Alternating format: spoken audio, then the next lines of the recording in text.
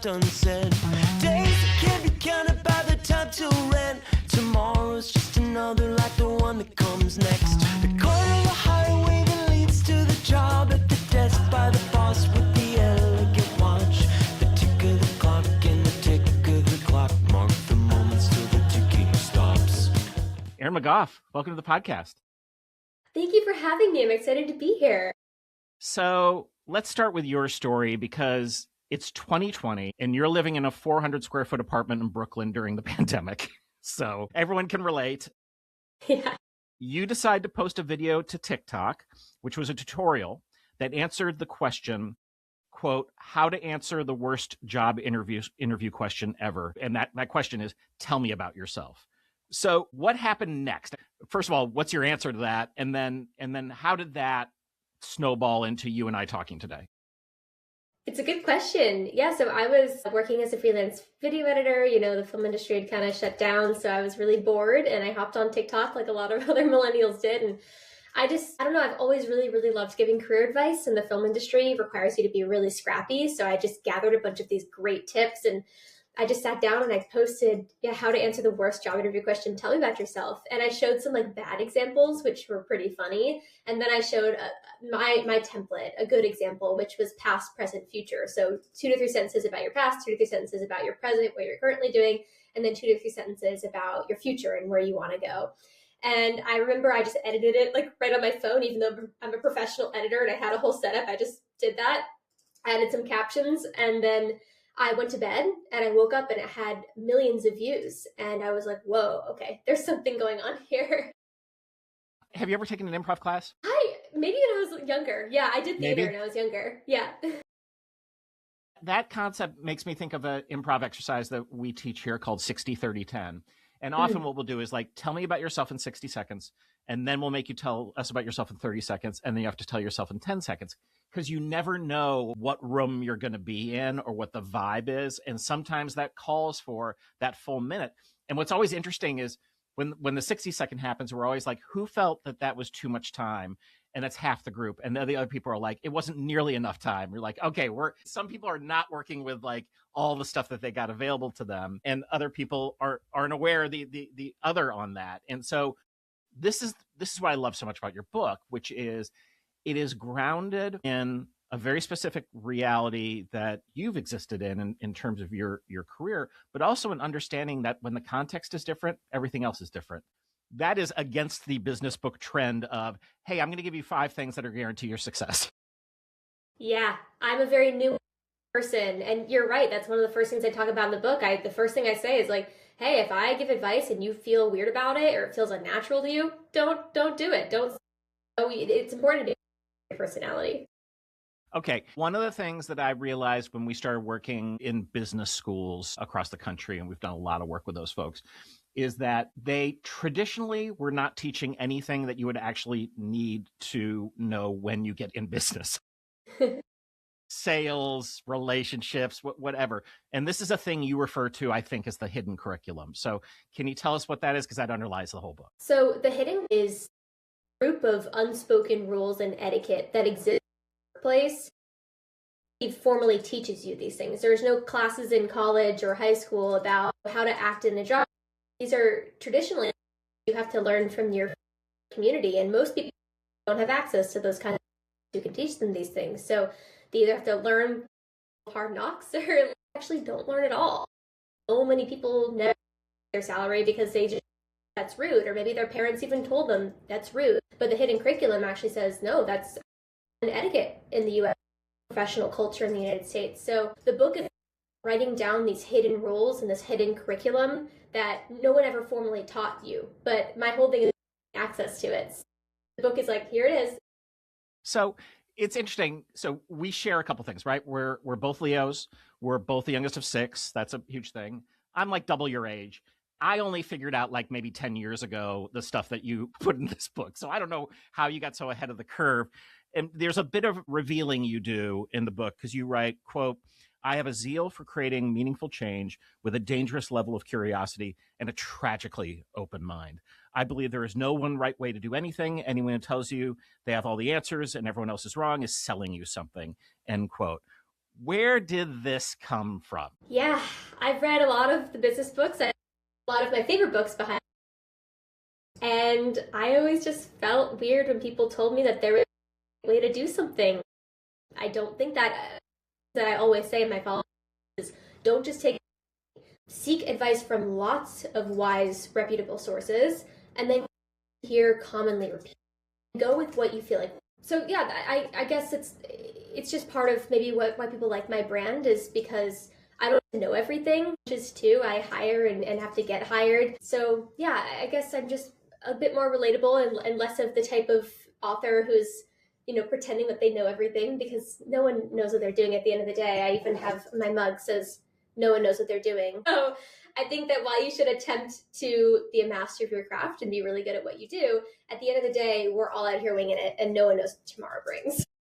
So also, this is something I suspect, which is this youngest of six thing. So for me, I got to see the five others screw up just royally over time and observe in a very safe place, not being the one who did that.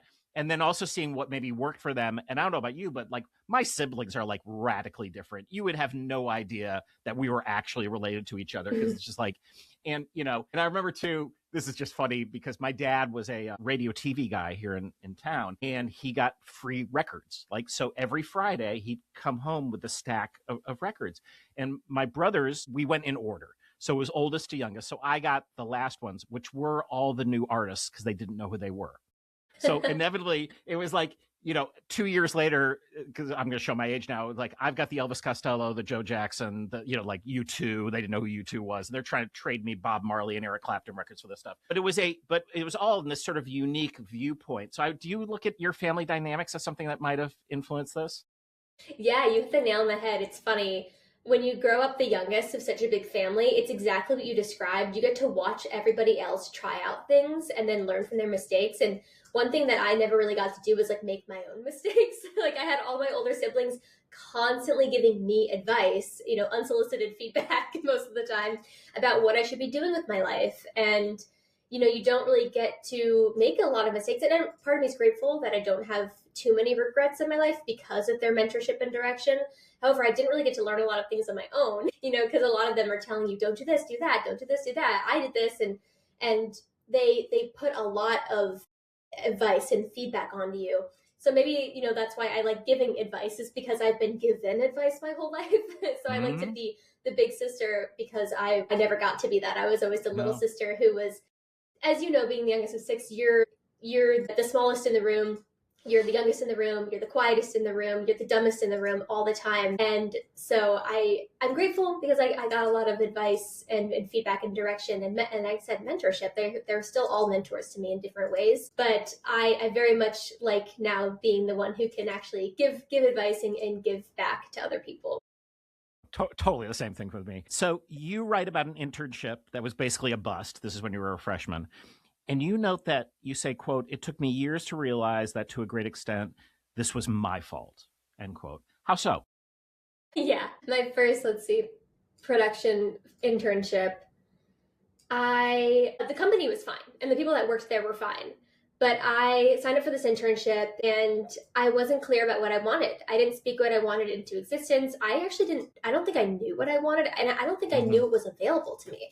That's actually a problem that I see a lot, is people actually don't even know the opportunities that are available to them. So they can't speak up and raise their hand and say, I want to do X, because they don't even know that X exists. I remember applying for this internship, and it was a development internship in the film industry. And I didn't know what the word development meant at the time. I was like, what does that like come afterwards when they're developing the film? Like I had no clue what it even meant. So that's why the book is so important, is it just lays the groundwork, for the stuff that everybody should know, but a lot of people just don't know. And so I go to this internship, and they just give me total grunt work, just like busy work. And I didn't know what to do because I wasn't learning, and I kind of felt like I was wasting my time, but I just didn't know how to speak up because I told them I would do anything in the internship interview. I told them I would sweep the floors. And so I couldn't complain about them giving me, tedious Excel spreadsheets to organize. But I was really frustrated at the same time because I could have been using that time to work a job that paid me. This was an unpaid internship. And so that was kind of the moment when I realized, like, there's things I want to communicate and I don't know how to communicate them, and I'm going to become the master of communication. And you can't wait for somebody else to come give you your dream job or your dream opportunity. You have to learn how to advocate for yourself and speak up for yourself. I did like an informational interview with someone yesterday. So this is a friend of the family of an alum who had contacted me and said, could you meet with this kid? And I was so impressed, and not because of like, I was impressed because they didn't know necessarily what they wanted to do, but they had a compass, and that compass was pointing in a place like Second City. It was like, I might want to be a writer. I might want to be an improviser. I might want to go, that's great, because you know what? You have to cross train. And I think this is true. I mean, certainly our industries, film, television, entertainment, all that, but I think most, because everything's so disrupted right now. The skill that you can walk into any business with is, do I ask good questions, good prompts? Do I know how to build relationships?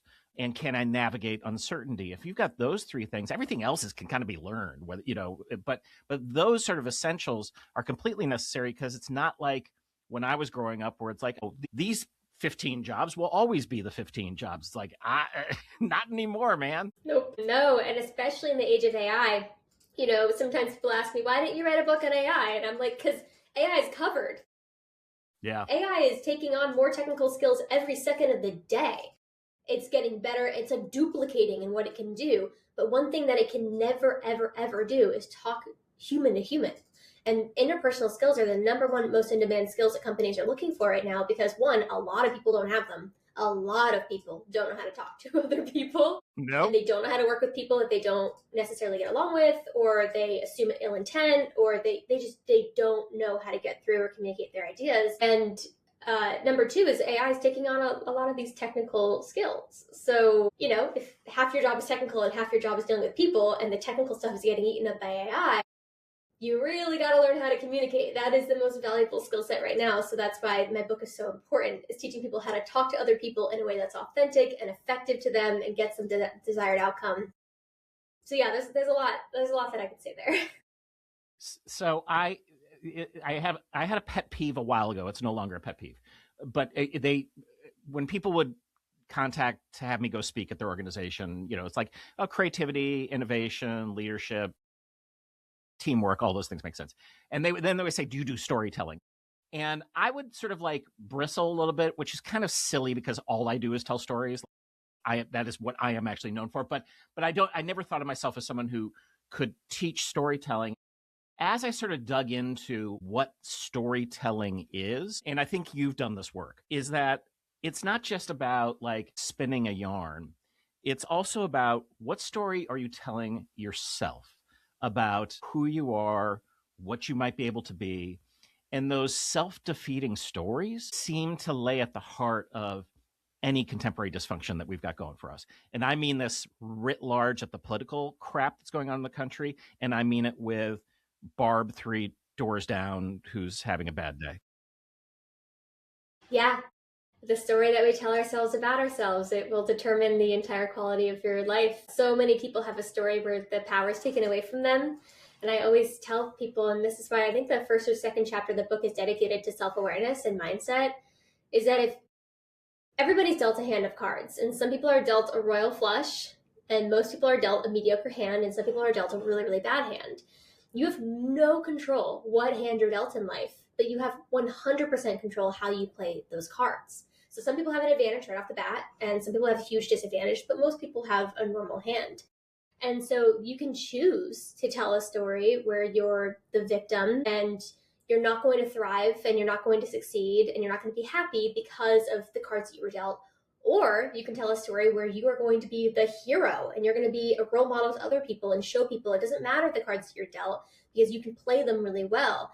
And that's a complete choice. Like, the world doesn't make that up for you. That's all in your head.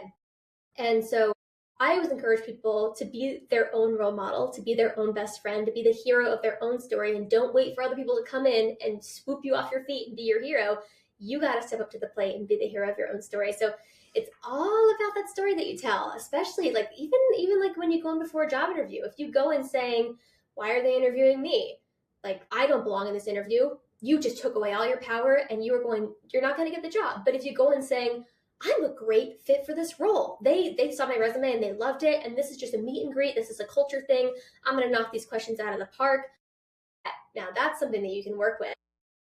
People really don't realize how powerful the stories that we tell ourselves about ourselves are. So I'm glad that you brought that up. Yeah, and it's stories, it's also just words. So when you're talking, I think it's in chapter 2 on some of the communication hacks that you sort of talk about for people, I was reminded of an exercise I love that we do for people in this space. And the exercise is called Just and Little. So what we have is a person, much like the 60-30-10, where they sort of describe your job or your career. And then we have the person who's just heard that repeat it back to them, but inserting the words just and little throughout of it. So they're like, okay, so you just do this little thing and you're just this and little, and you just realize it's terrible to do because you feel horrible. So that's good because you're learning never do that. And for the person receiving that, you're like, you have just deflated everything that I offered to you. But we do that to others and we do it to ourselves. And as you say, it's filler. But what you're doing by doing that filler is you're also reducing agency for everyone. Yeah. Yeah. The last thing that you want to do is take power yourself. And, it has a lot to do with how you're raised.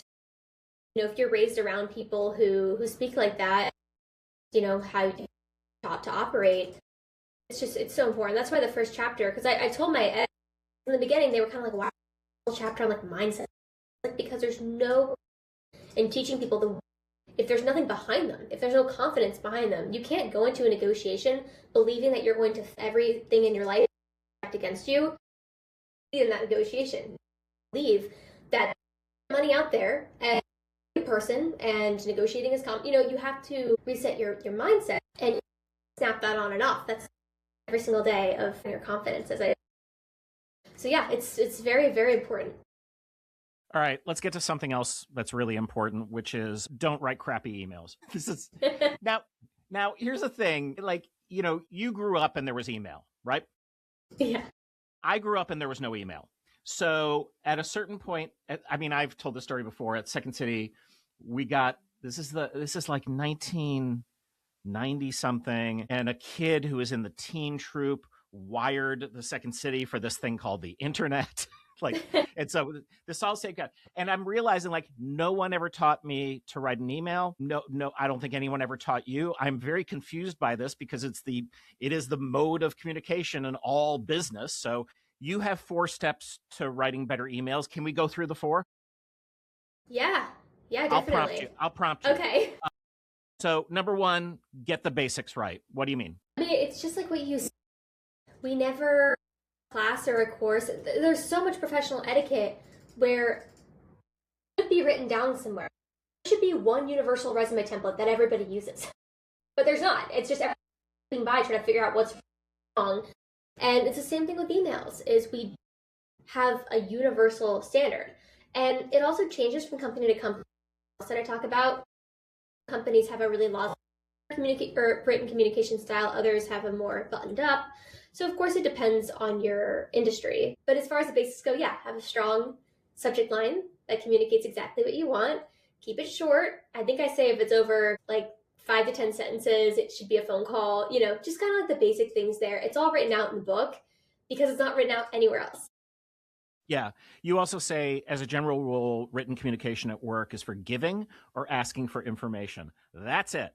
Don't try to brainstorm, engage in debate, or have a discussion in writing. So that's a basic thing that people don't understand. Yeah. Get across. And it's because we made it up. That's the best way that email isn't for going back and forth. Email is for communicating information or asking for information. That's it. Okay. Number 2, create a professional address and signature. This seems simple. It's not. I remember this was just the other day. So you can probably imagine, for someone like myself who's worked at a place like Second City for so long, the amount of emails I get from people who have really good ideas that they think that we should invest in. And I had a guy, there was no, it was his Gmail, and he's like, look, I'm an accomplished filmmaker. I've got this idea for this documentary, blah, blah, blah. And there's nothing in his address. And then I'm like, I don't know, is about this. I wasn't even going to respond. I did. And he's like, I've got representation. And I'm like, oh, great. have that person get in touch with me, the representation was also a Gmail. Oh no. Yeah. Yeah. His representation was in the other room, and it was his roommate, I'm sure. And I'm like, okay, so that's kind of what you're talking about, right? Like, tell me who you are in this context. Yeah, it's like showing up to an interview in sweatpants. It's like, it's just so easy to put on some slacks, you know? And again, I don't think a lot of people realize how much weight having a professional email address and professional email signature can carry. I mean, yeah, you can be a one-person company out there and have a company email address through Google, and then you can have a really professional looking signature, and no one will even suspect that it's just you playing all those different roles. It's so That's easy. right. All right, number 3 is, and you mentioned this, but let's go into it because it's related to bluff, which I've talked about before on the podcast. Create clear subject lines. So yeah, talk about bluff because maybe people didn't listen to that episode. Yeah, so bluff stands for bottom line up front. It's a military term that they actually developed to like save lives, but now corporations use it to streamline communication. So it stands for, I do this all the time, and I write emails and then I rewrite them. So I usually write them first and then I bluff them. So what we typically do when we write an email is like we write, hey, John, and then we write like an explanation and all this context. And at the bottom we put, and can you do this? What bluff says we should do is put the ask at the very top, and like I like to bold it and make it really clear and then put the context underneath. So they know the ask is right away and then they can read the context. And it's just a nice thing to do. People are really, really appreciative when you put a little bit of time and energy. I mean, I think we all have worked with that boss who sends a, okay, thanks, send from my iPhone. And it's just like, it feels so careless. And it's not, you know, if it was a text, it would seem fine. But in an email format, it just feels like they didn't respect you or your time. Or when somebody forwards you an entire email chain, it just says, please advise. And you're like, I have to read this whole thing. It feels inconsiderate. And so bluff is such an easy way to, again, you can write your normal email and then bluff it at the end. And it's just a really nice way of saving somebody else some time and being a bit more considerate with your communication. And people remember that stuff. And they like to recommend people who are strong communicators. Yeah. And that leads me to the last one, which is keep it concise, which is every single thing you just talked about.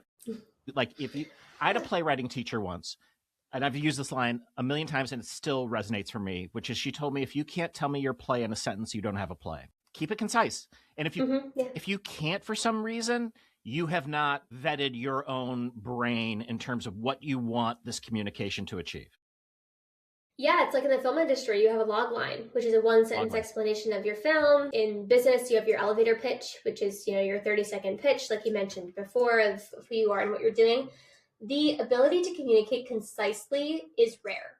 Most people ramble, most people go on and they over-explain, and it's because they want to cover all their bases, and they're scared that if they don't say enough words that they will be unsuccessful.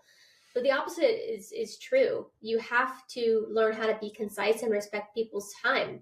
And people really appreciate that. They appreciate you putting a bit more time into these emails. And actually, this is a great way that AI can help. It can help you if you have a lot of trouble rambling in your emails to make them more concise, because people just won't read a long email. They'll skim it. I'm so curious, like I'm doing a tangent here, because we've mentioned AI a few times. The creative class that I am a part of is not into AI. And they're really mad with the people right now who are doing the Facebook cartoons of themselves. They're very mad about this. And I haven't I heard understand about that. You haven't heard about this? So Facebook, apparently, I haven't done it because I don't want to get yelled at by older alumni of the Second City. But Facebook has an AI thing where it'll make a cartoon version of you that will, if you're a Cubs fan, you'll be wearing a Cubs hat. If you work at a place, it'll maybe have that logo behind you. And everyone's putting this up, and then everyone's yelling at people who are doing it. And then I just saw a report this morning that there's a study on these large language models that's showing that they're still hallucinating a lot of the time, and they're wrong. And I understand all of that in column A. And then also in column B, I have found a very useful way of using AI to help organize information for myself, to extend my personal brainstorming, not replace it, because it's so essential to do.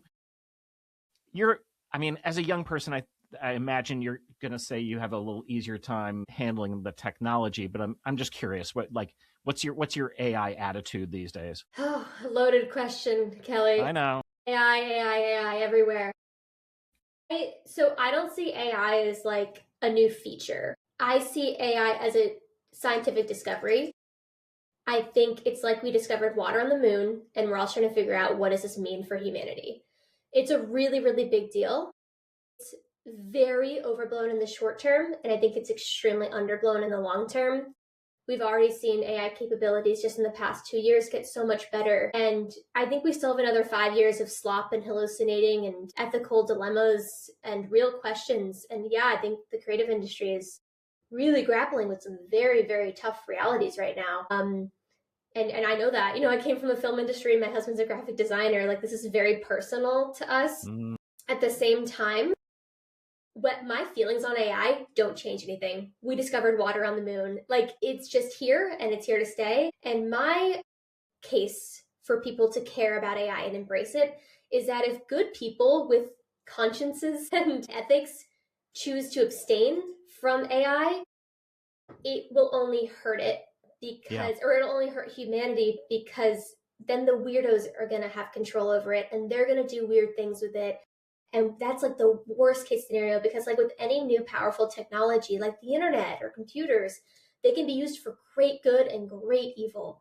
So we have to make sure that we use AI for great good, because it could potentially solve climate change, solve world hunger, solve finding a cure for cancer. It could potentially do all these things.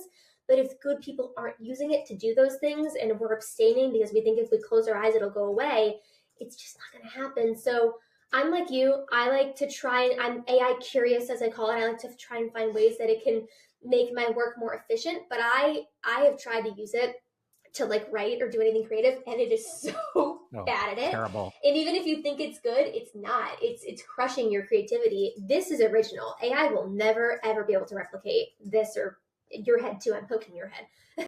So in short, those are my thoughts. I tend to write a lot more on my LinkedIn and Substack about AI because it is something that I think about all day, every day. No, that's an A+ answer. My wife's a college professor, right? So, and she teaches in this comedy major. So she can I can tell you right now, the AI is not good at analyzing The Honeymooners or Lucille Ball or Silent Movie. So it's like, she's me, like, everything that's in here is nothing that was in my class. So, I can tell when you, and luckily, I will say the people who are attracted to a comedy major are generally people who are interested in inventing for their own POV, so that they too can look at it as like, no, I want to have my list. And then if I need help in terms of exploring, I can use this technology. All right. Your networking chapter. I love how you opened this chapter. You say, in this chapter, we're going to talk about networking. Wait, don't put down the book. No, stay with me here. And I feel like this is written for my wife, who is such an introvert. And when she has to go to these conferences, it's just a nightmare. So how do you make people less scared around networking? Introvert myself, it really exhausts people. Have a very limited view of what networking is, again, because it's a hidden curriculum. So they think it's like I have to go to the stuffy like hotel room, drink out of a styrofoam, and like put on a name tag, awkwardly stand in the somebody comes up to me. And yeah, that's one form of networking. Being at your cousin's wedding and talking to their future wife's aunt who happens to work at the company you want to work for. Like that's my favorite kind of networking. Networking with friends in a professional way. That's all it is. It's impressing people and work. My favorite way to network at the dog park, birthday parties, just making friends. They work in your industry, great. Don't they probably have friends who do. It's just expanding your circle and so different ways you can network, context networking. And try to help ways that work for them. There's also networking, which is when you on LinkedIn and you find people that went to your university, or maybe that you were in the same firm with, and you message them, hey, like I just want to introduce. There are so many ways to aren't cringy at all. It's just probably nobody's taught you yet. And I always tell people, like, when they're afraid of networking, it's probably just because no one do it right. So it is really cringy. You actually are being, and so there are ways. You're not being really normal. And yeah, I mean, we went through a pandemic and didn't like leave our houses for a year. So I think that really hurt some people who were in their ability to like actually speak. And so that chapter is really important to me. Just teaching, like, especially people, just how to professionally somebody. Yeah, it's a bad word. So you mentioned COVID, and we shut down here for like a year. we were the first theater to reopen, and and we shifted, and I gave keynotes on Zoom in my underwear in my attic. But one of the things that we sort of realized, even though we went from like 700 employees to like 39 at a certain point, was that we had to create a form of connection. And what we ended up doing was every Friday at 3:00, we hosted like a 15-minute, like just Zoom get together. And there was no agenda. I co-hosted it with my friend Abby. And we did a lot of bits, and we celebrated some successes, and then everyone got to chime in if they had things. And that was it. There was always a playlist, and there was somebody. And so we did that through COVID. And then when we came back, we stopped it. And one of the things that maybe a year in, we're like, I know we're back together, but I don't feel like we're completely back together. And we're like, oh yeah, because a bunch of people are still remote, and there's other people that, because we've moved offices in the building and other people aren't here, we just started it up again. And it is so joyous. And in part of the joy is it's not named a thing like networking.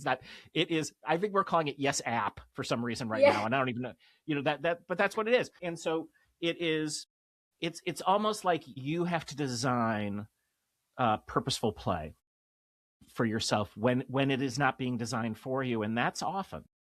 Yeah, I love that. It's funny. I follow this other creator who's a friendship expert, and she's like, people ask me, why is it so easy to make friends when you're a kid? And it's like, because your parents are pushing you into these social atmospheres. They push you to school, and they push you to go to the playground, and they push you to do play dates, and they're organizing your social calendar. But when you're an adult, it's up to you. You need to get out of your house and talk to other people. So I really love that you brought that up. Okay, before I ask you for your yes and story, I'm well known around Second City for, I have the podcast, so I read the book, but then I always talk about it with other people. And so we had a recent podcast with a woman who was talking about the danger of plastics. I don't know if you listened to that one, but listen to that. I recommend it because it's important, but also I'm sorry because you're never going to look at the black plastic in your kitchen in the same way. And I've had so many of my colleagues be like, I had to throw out all that black plastic. Thank you. So I know black plastic is bad. Okay. Especially in the kitchen. I'll listen to that one. No, I'm thinking about these contractor bags that I have. I know. So this line from your book was very controversial in our leadership meeting because I opened the leadership meeting with. I love controversy. Okay, good. So I started saying Kelly read a book, which is the way we joke about what I do. And what you say, quote, is my hot take, which you may disagree with, is that you shouldn't be friends with your coworkers, end quote.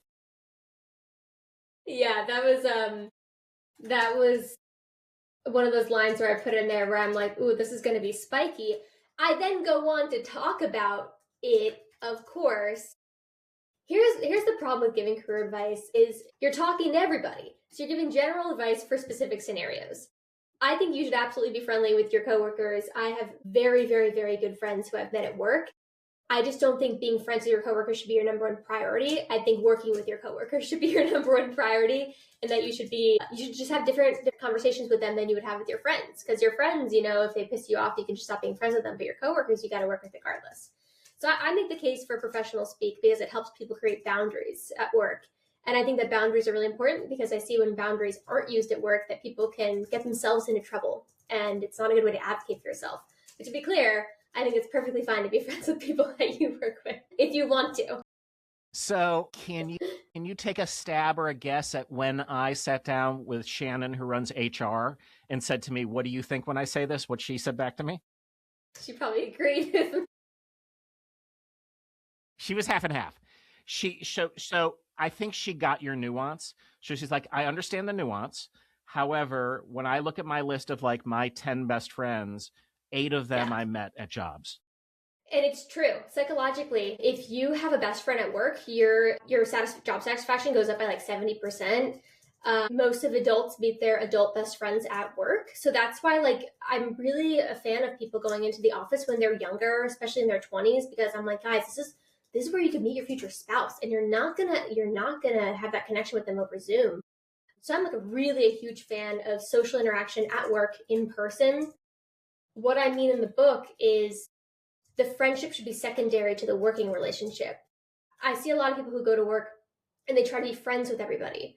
And you're not at work to be friends with everybody. You're at work to work with people. If somebody becomes a friend, that's great, but that's not like what you're there to do. Yeah. I think we can appreciate the nuance.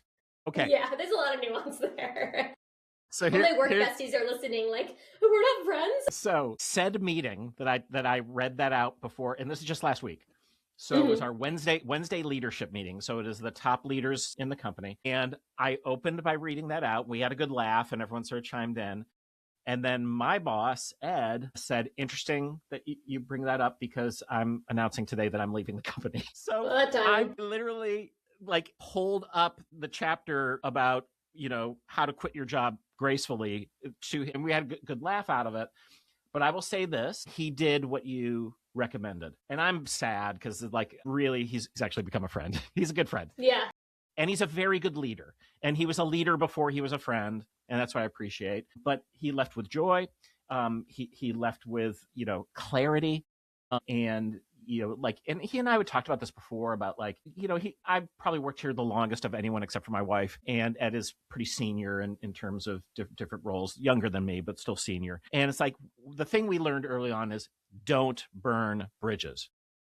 There is just like, it will never benefit you. You have no idea if that person who you have had a connection with is going to go on, they're going to be somewhere that you could be of help to them and they could be of help to you. It's like, why would you not maintain your army? Yeah. Again, talking to different audiences, most people leave jobs on good terms. However, sometimes people, especially when they're younger, think the world is so big and they're never going to see these people again. They think that people are just going to stay at that company forever, but people don't. They leave their company and you'd be surprised how many people you run into again, especially if you work in a smaller industry or a smaller region. The more people that you can get to like you, like in life and the world, the more opportunities are just going to start falling into your lap. So yeah, why make an enemy when you really don't have to? And also most people have really good intentions. And so something I talk about a lot in the book is giving people the benefit of the doubt. Like everybody's doing their best most of the time. People they have internal demons, they have internal battles going on. That's why I say, like, when you go to work, you're at work, put on your work hat. You're not there to be anybody's therapist. Like when you go with a group of friends and somebody's having problems, you are kind of like their therapist. Like you do kind of have to be their friend and be there for them. When you're at work and somebody's having problems, it is not your job to fix their problems. If your boss is like got some weird projection problem, it's not your problem to fix that. It's your problem to do your job. It's your job to do your jobs. Yeah, there's a lot in the book on that. Yeah, I'm obsessed with this line that Morgan Housel's brother-in-law gave to him when we had Morgan on the podcast, which is, everyone's behavior makes sense if you have enough information. I love that. That is so great? True. I've never heard anyone phrase that in quite that way, but you're like, of course everyone's behavior makes sense if you have enough information. You just don't have the information. I say don't get mad, get curious. Like if somebody's acting weird and your immediate reaction is to getting a bit defensive, I'm like, what happened in your childhood that made you this way? That's how you deal with hecklers. There's industries that have taught us how to deal with stuff. All right. Yeah. I could talk to you forever. You're the best. But we always ask the last question of a first-time guest is, do you have a yes and story? A time in your life where maybe you were going to say no, but you said yes, and then what happened? Yes. And before we end real quick, I just want to say that I actually went to one of the first Second City shows after y'all opened up after the pandemic. You just reminded me of that. And it was great. So I just wanted to say that before we close out real quick. I love Second City at Chicago. Were you in Chicago? You're in Chicago? Oh, yeah. Mm-hmm. Were you at one of the shows where you had to wear a mask and we're in like little pods in the audience? Oh my God, that was so weird. We had to wear a mask, but I think they were serving cocktails because I think I got pretty drunk at that. I didn't mean to. They were really strong. It was like your first time out. Right. And that was like one of the first, we were the first theater in Chicago to reopen. And so that was not a thing at that time. That was new to all of us. Yeah, it was great though to be in a room with people again, just like making jokes. I know. I was there. Anyway. It was, Thanks for sharing that. Yeah, of course. I love Chicago. My yes and story, though, it's kind of a funny one. I think it was a year ago. I get a lot of DMs. I get like sometimes hundreds or even like thousands of direct messages a day on like TikTok and Instagram. And a lot of them will go to my requests folder. So like they get filtered out and I don't see them. And I'll go through there and see if I missed anything. And I got this one message from this guy.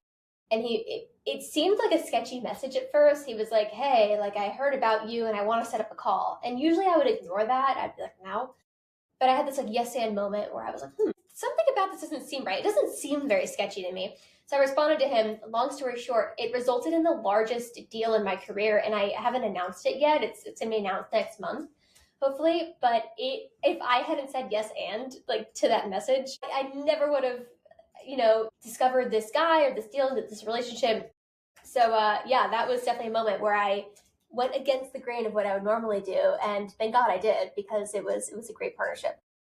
When we had Dan Pink on the podcast last, it was his book on regret. And overwhelmingly, we don't regret the things we do. We regret the things that we didn't do. And yes, I've taken a crappy meeting, but you know what? That ends up being an awesome story. Is what I say. Yeah. The book is called The Secret Language of Work, Hyperhelpful Scripts for Every Situation. Erin McGoff, thank you so much for coming on the podcast. Thank you for having me, Kelly. This is great. It's not letting me stop. It wants us to keep going. It says I don't have a stable internet connection. Well, that's saying a lot. Can you hold on for 1 second while I do this? Yeah, of course. Mine says 99. It's got to be fine, and it'll probably be fine even if you hang up. I just want to make sure. I used to use Riverside. Yeah. When you do your TikToks, what are you on? How do you just do that on your phone? Yeah, I film, which is so ironic because like I have all these cameras, but it's just quicker. And then I edit in Premiere usually, so yep, it's comfortable. All right, I'll figure this out on my end. Thank you so much. So this is gonna go up in March. I've got to have heart surgery, so I'm leaving. Yeah. Oh my God. Are you okay? Yeah. So like 8 years ago, I got diagnosed. Most people have like 3 valves coming out of their aorta, and I only have 2. So one was leaky. So 8 years ago, my cardiologist was like, you're going to need a valve replacement, but like, let's try to push this to like you're 60. I turned 60 this year. And he's like, TikTok. All right, man. So yeah, exactly. I just had an angiogram. There's no blockage. I've got a survival rate is 98%, which is probably better than me driving home at the end of the day. Honestly. Yeah. And yeah, so I feel great. But I'll probably be out for a couple of months just recovering. So if I'm not around when this goes up, that's why. But I know my team's going to want to like put it on the Second City TikTok, and they'll tag you and all that stuff. And then if you are ever in Chicago or interested in connecting, you've got my info now, right? I love that. Yeah, that'd be great. Also, yeah, my dad didn't get a stint. They're so good at doing that stuff now. Like they just every day. So I know you're going to be fine. But that is so. I hope. Yeah. It's a lot, but it's also, again, yeah, they do it a lot. And here's the other thing I've learned over a variety of sort of medical issues, which is what's your area code? And I have a good zip code and area code. Chicago is like New York, Chicago, Boston. Like these are the best hospitals. Yeah. All right, Erin, so lovely to meet you. Meet you too, Kelly. Have a good day. You too. Bye.